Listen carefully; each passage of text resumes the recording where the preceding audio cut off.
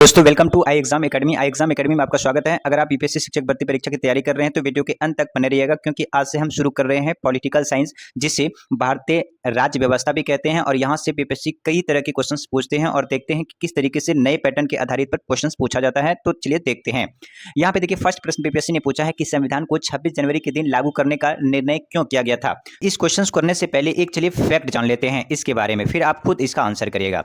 तो यहाँ पे देखिए क्या है कि भारतीय राष्ट्रीय कांग्रेस का लाहौर में अधिवेशन हुआ था दिसंबर 1929 में, और इनके जो अध्यक्ष था, यानी कि इस भारतीय राष्ट्रीय कांग्रेस के लाहौर में जो अधिवेशन हुआ था, इसका अध्यक्ष था जवाहरलाल नेहरू, और वहीं पर पूर्ण स्वराज की घोषणा की गई थी। और 26 जनवरी 1930 को स्वतंत्रता दिवस के रूप में मनाए जाने का संकल्प लिया गया, और आज़ादी के पूर्व तक 26 जनवरी को स्वतंत्रता दिवस के रूप में मनाया जाता रहा। परंतु जब हमारा देश आज़ाद हो गया, 15 अगस्त 1947 को स्वतंत्र हो गया, तब 15 अगस्त को स्वाधीनता दिवस के रूप में मनाना जाने लगा।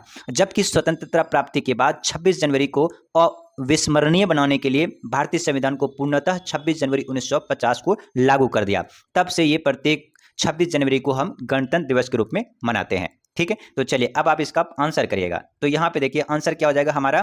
कांग्रेस ने इस तिथि को 1930 में स्वतंत्रता दिवस के रूप में मनाया जाता था, इसलिए। ठीक है, चलिए आगे और प्रश्न देख लेते हैं जो कि महत्वपूर्ण है। यहाँ देखिए प्रश्न पूछा है कि भारतीय संविधान में शामिल है। तो आप सभी जानते हैं भारतीय संविधान में 395 अनुच्छेद हैं, 22 भाग हैं और 12 अनुसूचियां हैं। तो ऑप्शन नंबर हमारा ए हो जाएगा। तो अगर इसे डिटेल में जो समझेंगे तो देखिए, भारतीय संविधान में लगभग 450 से अधिक अनुच्छेद हैं, परंतु यह अनुच्छेदों के साथ उपखंड क, ख, ग आदि रूप में जोड़े गए हैं।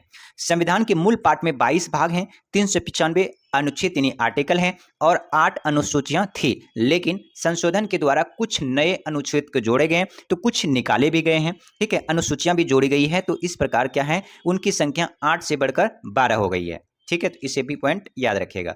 अगला पॉइंट यहाँ पे देखिए क्या, भारतीय संविधान की प्रस्तावना में समाजवादी शब्द किस संशोधन के तहत जोड़ा गया है। तो आप सभी जानते हैं समाजवादी शब्द यानी कि 3 शब्द जोड़े गए थे, और वो भी कब, 42वां संशोधन 1976 ईस्वी को। इस पॉइंट को आप याद रखिएगा। ठीक है, यहाँ पे देख लीजिए वो कौन कौन से 3 शब्द जोड़े गए थे। तो देखिए 42वां संविधान संशोधन 1976 द्वारा भारतीय संविधान की प्रस्तावना में समाजवादी, पंथ निरपेक्ष और अखंडता, इन तीनों को नोट कर लीजिएगा। ये तीनों कई बार एग्जाम में पूछा जाता है। ठीक है, चलिए और देख लेते हैं जो महत्वपूर्ण प्रश्न है। कह रहे एक नया राज्य बनाने के में संवैधानिक संशोधन के लिए कैसा बहुमत चाहिए। तो वो क्या, साधारण बहुमत चाहिए। ठीक है, इसको और डिटेल से जानेंगे तो यहाँ देखते हैं, नए राज्यों के निर्माण के लिए संशोधन हेतु आर्टिकल 368 यानी कि अनुच्छेद 368 के तहत विशेष प्रक्रिया है। क्या है, संविधान संशोधन का प्रक्रिया है। यहाँ एक प्रश्न और बनता है कि संविधान संशोधन का आर्टिकल कौन सा है। तो वो आर्टिकल है 368। ठीक है, अब यहाँ पे क्या कह रहे हैं कि संसद द्वारा बहुमत नए राज्यों का निर्माण कर सकती है। कैसे, संविधान के अनुच्छेद 4 क्लोज 2 के अनुसार कह रहे कि विधि अनुच्छेद 368 के प्रयोजनों के लिए संविधान का संशोधन नहीं समझी जाती है। ठीक है, तो इसको आप ध्यान रखिएगा। अगला प्रश्न देखिए, यहाँ पे पूछा है कि उन मौलिक अधिकारों का चयन करें जो भारतीय नागरिकों को प्राप्त है परंतु गैर नागरिकों को प्राप्त नहीं है। इसका मतलब यह हुआ कि भारतीय लोगों को प्राप्त है, लेकिन जो विदेशी लोग हैं, जो भारतीय नागरिक नहीं है, उनको प्राप्त नहीं है। तो आप सभी जानते हैं कि भाषण एवं अभिव्यक्ति की स्वतंत्रता सिर्फ भारतीयों को है, विदेशियों को नहीं है। तो यानी कि हमारा यहाँ पे ए ऑप्शन, ये तो विदेशी के नहीं, ये हो जाएगा कानून के समक्ष समानता, कानून के समक्ष समझता। तो ये तो देखिए कानून सभी के लिए एक है, यानी कि भारतीय के लिए भी और विदेशी के लिए भी। ठीक है, अल्पसंख्यकों के अधिकार, तो अल्पसंख्यकों के जो अधिकार है सिर्फ भारतीयों के लिए है, विदेशियों के लिए नहीं है। तो यहाँ पे 1 और 2 हो जाएगा। तो ऑप्शन नंबर हमारा हो जाएगा कौन सा, ए, यानी कि 1 और 3। 1 और 3 यहाँ पे याद रखिएगा, पूछा है कि गैर नागरिकों को नहीं है, भारतीयों को है। तो यानी कि ये वाला जो भाषण एवं अभिव्यक्ति की स्वतंत्रता है सिर्फ भारतीयों को है, विदेशियों को नहीं है। कहने का मतलब यह है कि आप अगर भारत में किसी भी तरीके से कोई आपको स्वतंत्रता या अधिकार प्राप्त नहीं हो रहा है, तो आप क्या कर सकते हैं, आंदोलन कर सकते हैं, भाषण दे सकते हैं, अभिव्यक्ति की स्वतंत्रता आपको है, आप बोल सकते हैं। परंतु अगर कोई दूसरे देश का आदमी आकर के और वो यहाँ पे संगठन बना ले और वो भाषण देने लगे, तो वो यहाँ पे भारतीय कानून में नहीं है। तो इस बात को आप याद रखिएगा। चलिए ठीक है, अगला पॉइंट यहीं पे देख लेते हैं क्या है। भारतीय संविधान के भाग 3 में वर्णित मौलिक अधिकार है, और वो मौलिक अधिकार किसे प्राप्त है, भारतीयों को प्राप्त है। अनुच्छेद 19 भाषण एवं अभिव्यक्ति की स्वतंत्रता है, और अनुच्छेद 29 में अल्पसंख्यक के वर्गों को हितों के लिए संरक्षण और मात्र भारतीय नागरिकों को ही प्राप्त है, विदेशी नागरिकों को प्राप्त या नहीं है। यह गैर नागरिकों यानी कि विदेशी को प्राप्त नहीं है। तो याद रखिएगा जो पहला पूछता है कि ये जो मौलिक अधिकार है कौन से भाग में है, तो भाग नंबर 3 में है और अनुच्छेद 19 में है, भाषण और अभिव्यक्ति की स्वतंत्रता है। ठीक है, चलिए आगे प्रश्न देख लेते हैं जो और महत्वपूर्ण है। कह रहे यहाँ पे देखिए, उच्चतम न्यायालय की व्यवस्था अनुसार निजी भवनों के ऊपर राष्ट्रीय झंडा को फहराना डैश के तहत हर व्यक्ति का मौलिक अधिकार है। तो अभी हमने जाना कि मौलिक अधिकार किसमें, 19 में, तो यहाँ पे हमारा ऑप्शन हो जाएगा संविधान का अनुच्छेद 19A। ठीक है, और थोड़ा सा अगर डिटेल में इसको जानेंगे समझेंगे तो यहाँ पे देखते हैं।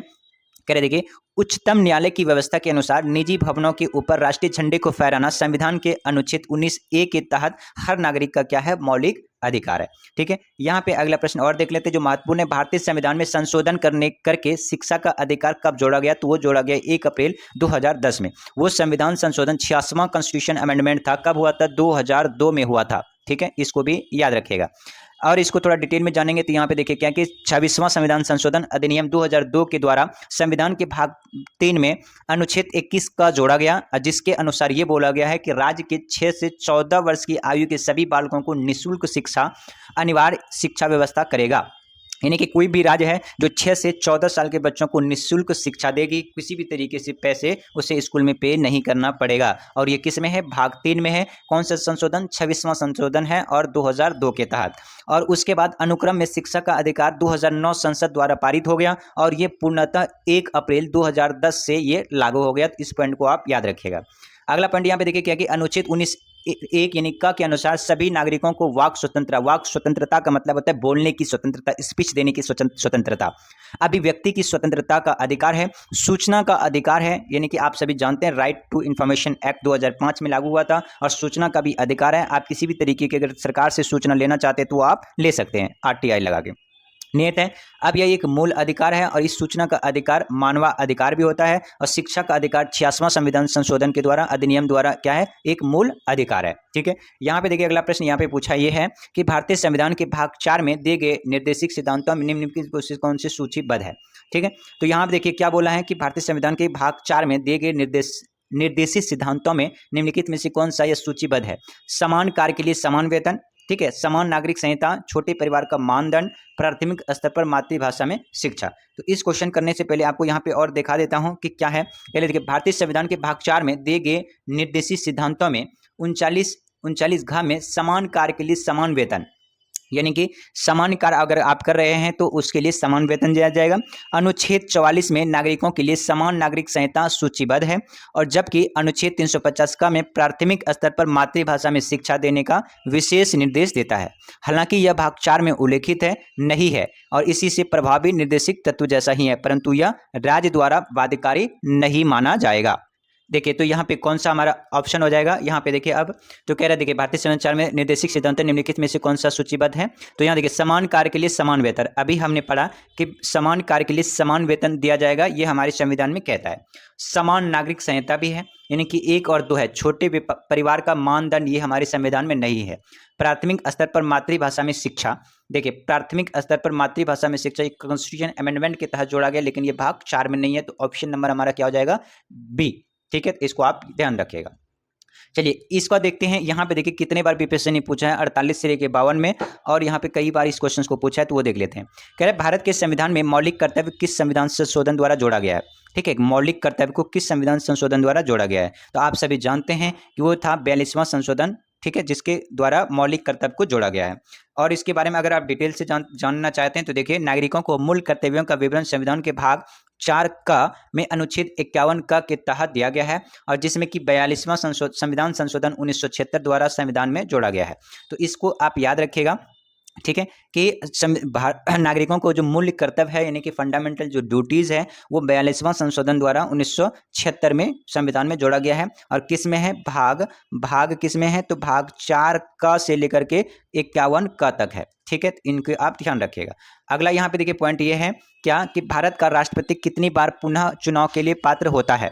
तो भारत का जो राष्ट्रपति है तो उसके लिए कोई भी मतलब कि ये नहीं है कि वो 2 बार या 3 बार बन सकता है, चाहे वो कितनी भी बार बन सकता है। कौन से अनुच्छेद में लिखा है उसको देख लेते हैं।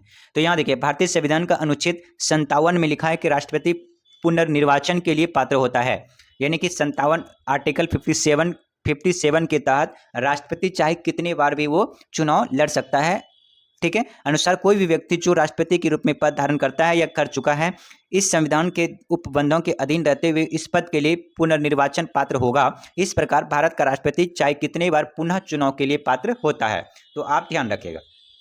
चलिए आगे और प्रश्न देख लेते हैं जो कि महत्वपूर्ण है। कह रहे भारत के राष्ट्रपति अपनी शक्तियों का प्रयोग करते हैं सीधे अथवा अपने अधीनस्थ। यहाँ पे देखिए भारत के जो राष्ट्रपति होते हैं वो सीधा अपनी शक्तियों का प्रयोग करते हैं या फिर उनके द्वारा जो भी अपॉइंटमेंट किए जाते हैं वही उनकी शक्ति का प्रयोग करते हैं। फॉर एग्जाम्पल जैसे राज्यपाल का अपॉइंटमेंट वही राष्ट्रपति ही करते हैं, तो राज्यपाल के द्वारा भी ये सीधे इनकी शक्ति का प्रयोग किया जाता है। यानी कि किसी भी राज्य का जो राज्यपाल होता है उनका जो अपॉइंटमेंट होता है, उनका जो नियुक्ति होता है वो राष्ट्रपति के द्वारा ही की जाती है। तो ऑप्शन नंबर यहाँ पे पहला हमारा हो जाएगा। ठीक है, चलिए यहाँ पे देख लेते हैं इसके बारे में। कह रहे भारतीय संविधान के अनुसार भारत का एक राष्ट्रपति होगा।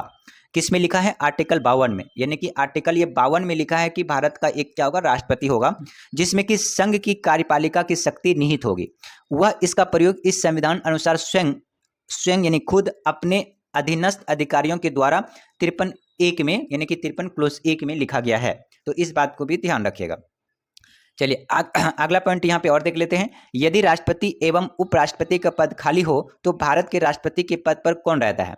देखिए अगर मान लीजिए कि राष्ट्रपति है और राष्ट्रपति का पद खाली हो गया या फिर कोई कारणवश देहांत हो गया या फिर वो राष्ट्रपति का यानी इस्तीफा दे दिया, तो उसकी जगह पे कौन होगा? उपराष्ट्रपति। ठीक है, अगर लेकिन उपराष्ट्रपति भी नहीं रहेगा तो भारत का कौन जो मुख्य न्यायाधीश है, मुख्य न्यायाधीश यानी कि chief justice of India CJI chief justice of India क्या करेगा? उनके पद के कार्यभार को संभालेगा।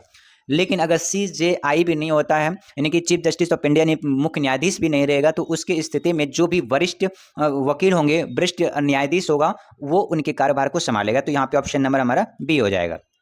डिटेल में और इसको समझ लेते हैं। कई बार क्वेश्चन इसको पूछा गया बीपीएससी के द्वारा। तो देखिए अनुच्छेद 65 के अनुसार मृत्यु, त्यागपत्र अथवा हटाए जाने की स्थिति में राष्ट्रपति का पद रिक्त हो तो पद का कार्यभार उपराष्ट्रपति संभालेगा। ठीक है, किन्हीं कारणों से अगर उपराष्ट्रपति भी नहीं हो तो उच्च न्यायालय का जो मुख्य न्यायाधीश है, उच्च न्यायालय यानी उच्च न्यायालय का मतलब होता है हाई कोर्ट, अगर हाई कोर्ट का जो मुख्य न्यायाधीश होता है उसके द्वारा या उसके ना रहने पर न्यायालय का वरिष्ठतम न्यायाधीश, अगर हाई कोर्ट का यानी कि यहाँ पे उच्चतम लिखा है, उच्चतम लिखा है तो यहाँ पे सुप्रीम कोर्ट है, हाई कोर्ट नहीं, क्या है? सुप्रीम कोर्ट, इसको याद रखिएगा। ठीक है, यानी कि सुप्रीम यहाँ पे अगर ऐसे समझ लिया। अब ऐसे समझ लीजिए, मान लीजिए कि अगर ये राष्ट्रपति यानी कि प्रेसिडेंट नहीं है, प्रेसिडेंट का पद खाली हो जाता है, तो यानी जो वाइस प्रेसिडेंट है, प्रेसिडेंट का कार्यभार कौन संभालेगा? वाइस प्रेसिडेंट संभालेगा। लेकिन अगर वाइस प्रेसिडेंट भी नहीं है, तो जो CJI होता है, CJI का मतलब होता है chief justice of India, supreme court का जो CJI होता है चीफ जस्टिस ऑफ इंडिया, इनके कार्यभार को ये संभालेगा। लेकिन अगर CJI भी नहीं है, अगर इनकी भी मृत्यु हो गई या फिर ये प्रेजेंट नहीं है, तो जो सुप्रीम कोर्ट यानी कि सुप्रीम कोर्ट का वरिष्ठ वकील होगा, न्यायाधीश होगा वरिष्ठ, वही इनके कार्यभार को संभालेगा। इस पॉइंट को आप याद रखिएगा। ठीक है, तो वही यहाँ पे देख लीजिए क्या है? राष्ट्रपति की कृतियों का संपादित करेगा और राष्ट्रपति उत्तराधिकार अधिनियम 1969 के तहत president discharge of functions bill 1969 है। ठीक है, चलिए आगे और देख लेते हैं जो कि महत्वपूर्ण है। श्रीमती प्रतिभा पाटिल का भारतीय गणतंत्र के राष्ट्रपति के रूप में क्रम क्या है? ठीक है, तो आप सभी जानते हैं इनका क्रम है कितना? 12वां क्रम है। चलिए आगे और देख लेते हैं इसके विस्तार में। कह रहे कि 19 जुलाई 2007 को भारतीय गणतंत्र के 13वें राष्ट्रपति चुनाव संपन्न हुआ था, जो कि 25 जुलाई 2007 को प्रतिभा सिंह पाटिल ने व्यक्तिगत अनुसार देश के 12वें राष्ट्रपति के रूप में शपथ ग्रहण किया और 25 जुलाई 2002 को द्रौपदी मुर्मू देश की 15वीं राष्ट्रपति है। यानी कि 25 जुलाई 2022 को, यानी कि हाल ही में अभी द्रौपदी मुर्मू बनी है क्या? राष्ट्रपति। और ये याद रखिएगा भारत की दूसरी महिला राष्ट्रपति बनी है और पहले प्रतिभा सिंह पाटिल थे। लेकिन आप याद रखिएगा भारत की पहली महिला आदिवासी महिला राष्ट्रपति कौन है? तो द्रौपदी मुर्मू है। ठीक है, चलिए आगे और देख लेते हैं जो विस्तार से यहाँ पे है। एक विधेयक जो संसद में प्रस्तुत किया जाता है, कौन सी प्रक्रिया के बाद अधिनियम बन जाता है? एक्चुअली होता क्या है कि जब किसी संसद में कोई भी चीज लेके जाता है तो उसको बिल कहते हैं, यानी विधेयक कहते हैं उसको। और जब विधेयक पे लोकसभा और राज्यसभा दोनों में पारित हो जाता है तो उसके बाद राष्ट्रपति के पास जाता है और राष्ट्रपति उस पर अगर साइन कर देता है तो वो विधेयक यानी कि कानून बन जाता है, अधिनियम बन जाता है। तो यहाँ पे देखिए कि अगर जब वो संसद के दोनों सदनों में पारित हो जाता है, देखिए दोनों सदनों में पारित हो जाए लेकिन ये जरूरी नहीं है कि अगर पारित हो गया तो वो क्या हुआ, अधिनियम बन गया, यानी कि एक्ट बन गया। ये पारित हो जाने के बाद राष्ट्रपति के पास जाएगा और राष्ट्रपति इसके ऊपर अगर सिग्नेचर कर देता है तो वो फिर बिल बन एक्ट बन जाता है, यानी कि अधिनियम बन जाता है। ठीक है, तो यहाँ पे देखिए कौन सा राष्ट्रपति अपनी सहमति देता है, तो ये बी ऑप्शन हो जाएगा। जब वो राष्ट्रपति अपनी सहमति देगा, उस पर हस्ताक्षर करेगा, तभी वो क्या बनेगा, अधिनियम बनेगा। संविधान के अनुच्छेद 111 में विधेयकों पर राष्ट्रपति की अनुमति से, ठीक है, संबंधित उपबन है, और एक विधेयक जो संसद में प्रस्तुत किया जाता है वह अधिनियम तभी बन जाता, ठीक है, वह तब अधिनियम तभी बन पाता है। यानी कि कोई भी बिल है जब लोकसभा और राज्यसभा में पारित होने के बाद लास्ट में जब राष्ट्रपति के पास जाता है तो राष्ट्रपति क्या करते हैं, उसके ऊपर उसे देखकर सिग्नेचर कर देते हैं, साइन कर देता है, और वह फिर बिल क्या बन जाता है, अधिनियम, यानी कि कानून बन जाता है। ठीक है, दोनों सदनों को पारित होने के बाद राष्ट्रपति उस पर क्या करता है, हस्ताक्षर, और उसके बाद अपनी सहमति देता है, तो उसके बाद वो क्या बन जाता है, कानून। ठीक है, चलिए अगला प्रश्न और देख लेते हैं जो महत्वपूर्ण है। कह रहे कि 2022 के भारत के 16वें उपराष्ट्रपति चुनाव के लिए निर्वाचित मंडल में कितने सदस्य, तो वो 278। और वो किस तरीके से वो देख लेते हैं। यहाँ पे देखिए 16वें उपराष्ट्रपति निर्वाचन हेतु निर्वाचन मंडलों के शामिल सदस्य थे राज्यसभा के 233 निर्वाचित सदस्य, राज्यसभा के 12 मनोनीत। ठीक है, तो आप सभी जानते हैं जो राज्यसभा है इसमें टोटल कितने हैं, 245। इस 245 में क्या है, 12 सदस्य होते हैं जो नॉमिनेटेड होते हैं, और 233 जो होते हैं ये इलेक्टेड होते हैं, यानी कि चुन के आते हैं। उसके बाद लोकसभा में 543 निर्वाचित सदस्य हैं। कितने हैं, तो आप ये भी सभी जानते हैं जो लोकसभा है, लोकसभा में टोटल है 545, लेकिन इसमें दो थे क्या, नॉमिनेटेड, यानी कि 2 नॉमिनेटेड थे और 543 जो थे इलेक्टेड थे। लेकिन अभी क्या हुआ है, हाल ही में इस नॉमिनेटेड को, एंग्लो इंडिया को हटा दिया गया है, कहाँ से, लोकसभा में से। ठीक है, तो दोनों सदस्यों को मिलाकर अगर जोड़ा जाए तो ये कितना होता है, 788 होता है। इस पॉइंट को आप याद रखिएगा। चलिए अगला प्रश्न और देख लेते हैं। श्री मोहम्मद हामिद अंसारी भारत के उपराष्ट्रपति के रूप में क्रमांक क्या था, यानी कि कौन सा उनका ये था, किसका, मोहम्मद हामिद अंसारी का। ठीक है, तो यहाँ पे देखिए अगर डॉक्टर हामिद अंसारी की बात करें तो श्री मोहम्मद हामिद अंसारी का भारत के उपराष्ट्रपति के रूप में व्यक्तिगत जो क्रमांक था वो 12 था, और वर्तमान में 14वें उपराष्ट्रपति हैं जगदीप धनखड़। अगर अभी पूछा जाए कि वर्तमान में उपराष्ट्रपति कौन है तो वो कौन है, जगदीप धनखड़। ठीक है, धनखड़। और अगर आपसे ये पूछा जाए कि अभी का उपराष्ट्रपति कितने नंबर का है तो 14वें नंबर पे, और अगर आपसे पूछे कि हामिद अंसारी कितने नंबर पे तो वो 12वें नंबर पे व्यक्तिगत रूप से। अगला प्रश्न देखिए जो और महत्वपूर्ण है, कह रहा है कि राष्ट्रीय सुरक्षा समिति के प्रधान कौन होता है, तो प्रधानमंत्री होता है। लेकिन वही चीज अगर आपसे ये पूछा जाए कि राष्ट्रीय, ठीक है, जैसे थल सेना हो गया, वायु सेना हो गया, या तीनों सेनाओं का प्रमुख कौन होता है, या चीफ कमांडर कौन होता है, तो वो प्रेसिडेंट होता है। ठीक है, अगला प्रश्न और महत्वपूर्ण है, भारत सरकार का कौन सा अधिकारी, ठीक है, सदस्य न होते हुए भी भारतीय संसद की कार्रवाई में भाग लेने का अधिकार रखता है, तो वो हो जाएगा अटॉर्नी जनरल। ठीक है, चलिए आगे यहाँ पे देख लेते हैं। और जो महत्वपूर्ण है, राष्ट्रपति द्वारा नियुक्त किए जाने वाले महान्यायवादी वही योग्यता होनी चाहिए जो सर्वोच्च न्यायालय के न्यायाधीश के लिए आवश्यक है। ठीक है, महान्यायवादी संसद सदस्य का नहीं होता है, परंतु वह किसी भी सदन में, सदनों की किसी संयुक्त बैठक में, यानी ज्वाइंट सीटिंग में संसद किसी समिति में बोल सकता है, वो बोल सकता है, भाग ले सकता है, किंतु अपना वो मत यानी कि वोट नहीं दे सकता। ये किस में लिखा है, आर्टिकल 88 में लिखा है। महान्यायवादी राष्ट्रपति के प्रसाद पद अपना पद धारण करता है, और अनुच्छेद 76 क्लोज 4 के तहत अतः राष्ट्रपति को उसे पदच्युत, ठीक है, पदच्युत करने का अधिकार है। ठीक है, तो इसको आप याद रखिएगा। चलिए अगला और देख लेते हैं। यहाँ पे जो महत्वपूर्ण है, एक गैर सदस्य के रूप में संसद किसी एक सदस्य की कार्यवाही भाग ले सकता है, तो हो जाएगा महान्यायवादी, जिसे कहते हैं अटॉर्नी जनरल। ठीक है, अगला प्रश्न है, एमपी का मतलब होता है मेंबर ऑफ पार्लियामेंट, यानी मध्य प्रदेश यहाँ नहीं है। एक एमपी यानी कि मेंबर ऑफ पार्लियामेंट की सीट को रिक्त घोषित किया जा सकता है, ठीक है, यदि वह सदन के लगातार डैश की अवधि के लिए अनुपस्थित रहता है। तो देखिए यहाँ पे जो 2 महीने तक, अगर मान लीजिए 60 दिन तक, ठीक है, एमपी यानी कि मेंबर ऑफ पार्लियामेंट, अगर वो जो सदन चालू रहता है, यानी कि सदन में जब मीटिंग होता है, अगर वहाँ पे अनुपस्थित रहेगा तो उसकी सदस्यता रिक्त घोषित कर दिया जाता है। कितने दिन, यानी 60 दिन से भीतर, यानी कि 2 महीने। इसको अगर विस्तार से आप जानेंगे तो यहाँ पे देखिए भारतीय संविधान के अनुच्छेद 101(4) के तहत संसद तथा अनुच्छेद 190(4) के तहत राज्य विधानमंडल के किसी सदस्य की सदस्यता तब तक समझी जाती है जब वह 60 दिनों की अवधि तक सदन की अनुज्ञा के बिना, यानी कि उनके बिना आज्ञा के, उसके सभी अधिवेशनों में अनुपस्थित रहते, यानी कि प्रेजेंट न रहा हो। इस अवधि में सदन के सत्रावासन या निरंतर 4 से अधिक दिनों के लिए स्थगित समय नहीं जोड़ा जाएगा। ठीक है, चलिए आगे और पॉइंट देख लेते हैं। हमारे संविधान के अनुसार राज्यसभा का कार्यकाल, आप सभी जानते हैं कि राज्यसभा कभी विघटित नहीं होता है, राज्यसभा हमेशा चलता रहता है। ठीक है, और यहाँ पे क्या होता है कि प्रत्येक 2 साल पे 1/3, यानी कि 2 साल में प्रत्येक 2 साल पर 1/3 जो सदस्य होता है वो क्या होता है, यहाँ पे रिटायर होता है 1/2 1/3 यानी कि 1/3 पूरे राज्यसभा का। ठीक है, कितने साल में? 6 साल में। ठीक है, आप याद रखिएगा। तो यहाँ पे देखिए कौन सा आंसर हो जाएगा, तो आंसर यहाँ पे कोई सा भी नहीं होगा, क्योंकि बोला है कि राज्यसभा का कार्यकाल। तो राज्यसभा जो कार्यकाल होता है, ये राज्यसभा का कार्यकाल कभी खत्म नहीं होता है। हर 2 साल में 1/3, हर 2 साल में 1/3 जो राज्यसभा के सदस्य होते हैं, 1/3 क्या होता है? रिटायर होता है। ठीक है, और इसको विस्तार से जानते हैं। देखिए यहाँ पे क्या किया, अनुच्छेद 83(1) के अनुसार राज्यसभा कभी विघटन नहीं होता है। यह एक अस्थायी सदन होता है। इसके 1/3 सदस्य प्रत्येक 2 वर्ष समाप्ति पर निर्वित हो जाते हैं, यानी कि रिटायर हो जाता है। इस प्रकार राज्यसभा के सदस्यों के कार्यकाल कितने होते हैं? 6 वर्ष का होता है। जो राज्यसभा के कार्यकाल, राज्यसभा सदस्य जो होते हैं, राज्यसभा के जो सदस्य होते हैं, इनकी जो कार्यकाल होती है कितने वर्ष की होती है? 6 वर्ष। राज्यसभा का नहीं, राज्यसभा सदस्य के जो कार्य होते हैं वो 6 वर्ष का होता है। प्रत्येक 2 वर्ष में 1/3 रिटायर हो जाता है। इस पॉइंट को याद रखिएगा। किस सभा का अध्यक्ष उसका सदस्य नहीं होता है?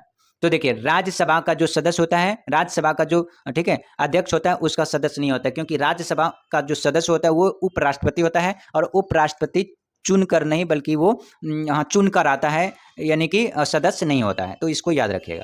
ठीक है, चलिए, क्योंकि राज्य जो उपराष्ट्रपति और राष्ट्रपति का भी चुनाव होता है। राज्यसभा का पादन सभापति उपराष्ट्रपति होता है। वह राज्यसभा का सदस्य नहीं होता, परंतु उसका निर्वाचन संसद के दोनों सदनों के सदस्य द्वारा होता है।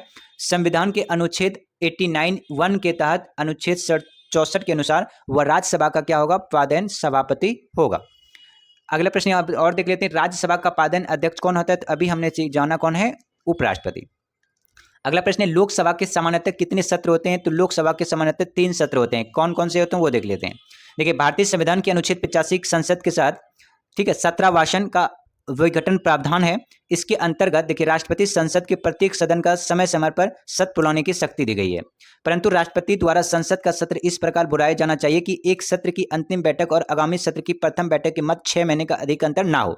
दूसरे शब्दों में 1 वर्ष में संसद कम से कम 2 सत्र बुलाया जाना चाहिए। कम से कम, ज्यादा तो हो सकता है लेकिन कम से कम 2 तो होने ही चाहिए।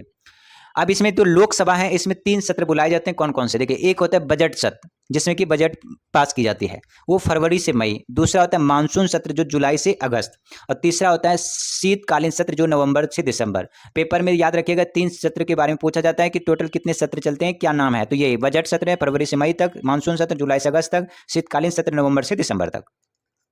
अगला प्रश्न देखते हैं जो कि महत्वपूर्ण है, वो भी देख लेते हैं। कह रहे धन विधेयक पेश किया जाता है, तो आप सभी जानते हैं धन विधेयक पेश किया जाता है लोकसभा में, और ये धन विधेयक कौन बताता है कि धन विधेयक है या नहीं है? तो लोकसभा के स्पीकर बताता है। ठीक है, तो ऑप्शन नंबर ए हो जाएगा। अगला प्रश्न और देख लेते हैं जो महत्वपूर्ण निम्नलिखित कथनों में से कौन सा कथन सही नहीं है। ठीक है, तो धन संपत्ति के मामले राज्यसभा शक्तिहीन होता है। बिल्कुल, ये राज्यसभा के मामले में ये शक्तिहीन होता है, यानी कि राज्यसभा के पास कोई भी शक्ति नहीं होती है धन विधेयक के मामले में। धन विधेयक की शुरुआत राज्यसभा में नहीं, ये गलत है। धन विधेयक की शुरुआत राज्यसभा में नहीं, बल्कि धन विधेयक को पहले कहाँ पेश किया जाता है? लोकसभा में। लोकसभा द्वारा पारित किए जाने के बाद राज्यसभा को 14 दिन के भीतर विधेयकों को पारित करना चाहिए होता है। बिल्कुल ये बात सही है, ये भी सही है। तो ऑप्शन नंबर हमारा क्या हो जाएगा? ऑप्शन नंबर बी हो जाएगा। ठीक है, चलिए आगे प्रश्न और देख लेते हैं। यहाँ पे देखिए क्या है कि अनुच्छेद 109(1) के अनुसार धन विधेयक राज्यसभा में प्रस्तापित नहीं किया जा सकता है। अनुच्छेद 109(2) में कहा गया है कि राज्यसभा का धन विधेयक 14 दिन की अवधि में पारित करना होगा। साथ ही राज्यसभा सिफारिशों सहित विधेयक लोकसभा को 14 दिनों में वापस करेगी। राज्यसभा का धन संबंधी मामले में शक्तिहीन होता है, क्योंकि जो लोकसभा में सबसे पहले धन विधेयक को पास किया जाता है। ठीक है, अगला और देख लेते हैं जो महत्वपूर्ण है। देखिए धन विधेयक पेश किया जाता है, तो अभी हमने जाना कि लोकसभा में इसको पेश किया जाता है। ठीक है दोस्तों, आज मैं जितने भी क्वेश्चंस आपके लिए लेकर आया हूँ ये बहुत ही महत्वपूर्ण है, और आने वाले एग्जाम में जरूर यहाँ से क्वेश्चन देखने को मिलेगा। अगर आप इस चैनल पर नए तो कृपया चैनल को सब्सक्राइब कर लीजिएगा। Thank you, bye bye, take care.